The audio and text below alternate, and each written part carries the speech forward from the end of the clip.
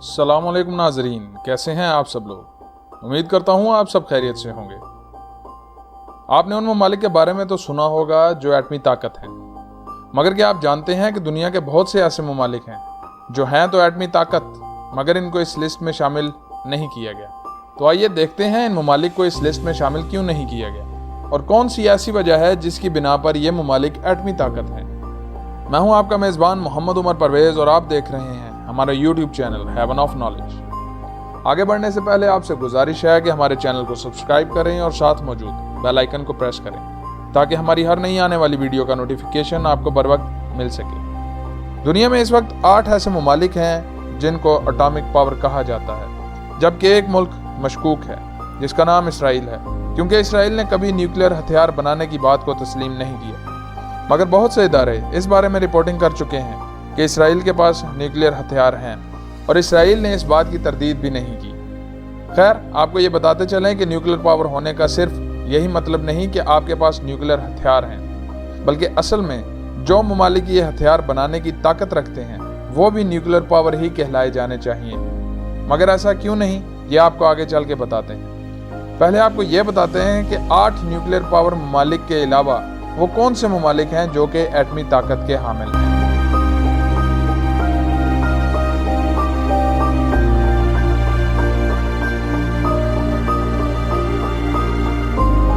ये वो तमाम ममालिक हैं जो चंद दिनों के अंदर अंदर एटमी हथियार बनाने की ताकत रखते हैं। आइए अब उन वजूहात पर नजर डालते हैं जिनकी बिना पर ये ममालिक एटमी ताकत कहलाए जाने चाहिए। दरअसल ये तमाम ममालिक वो हैं जिनके पास न्यूक्लियर रिएक्टर्स मौजूद हैं, यानी ये ममालिक एटमी ज़राए को इस्तेमाल करते हुए बिजली पैदा करते हैं और इस अमल के लिए इन रिएक्टर्स में यूरेनियम को इस्तेमाल किया जाता है और उसे जलाकर उसकी हरारत के ज़रिए पानी को भाप में तब्दील किया जाता है और फिर इस स्टीम के दबाव के ज़रिए स्टीम टरबाइन के ब्लेड्स को घुमाकर जनरेटर्स को चलाया जाता है। आप सब जानते हैं कि एटम बम के लिए यूरेनियम इस्तेमाल होता है,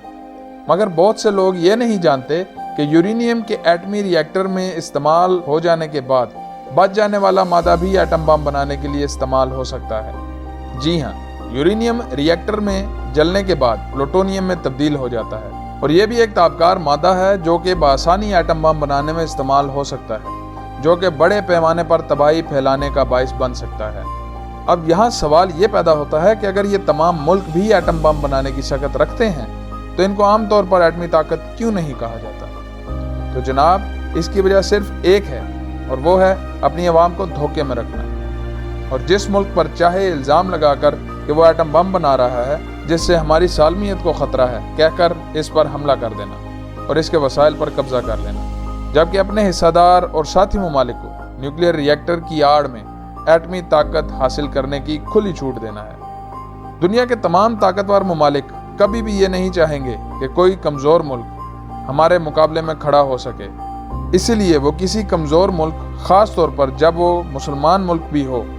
उसे कभी एटमी ताकत हासिल नहीं करने देंगे,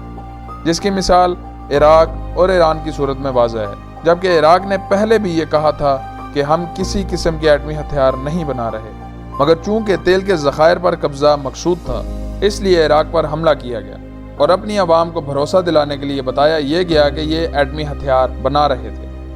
जबकि बाद में साबित हुआ कि ऐसा कुछ नहीं था। तो नाजरीन, उम्मीद करता हूँ कि मेरी इस वीडियो से आपको इस बात का अंदाज़ा हो चुका होगा कि आज तक हम जिस गलत फहमी का शिकार थे कि दुनिया में सिर्फ 9 ममालिक एटमी ताकत हैं, वो गलत फहमी दूर हो गई होगी। अगर आपको ये वीडियो पसंद आई है तो इसे लाइक करें और शेयर करना मत भूलिएगा और जिस मौजू पर आप चाहते हैं कि हम वीडियो बनाएं कमेंट सेक्शन में हमें उससे ज़रूर आगाह कीजिए। जल्द मिलते हैं एक नई और मालूमाती वीडियो के साथ, तब तक अल्लाह हाफ़िज़।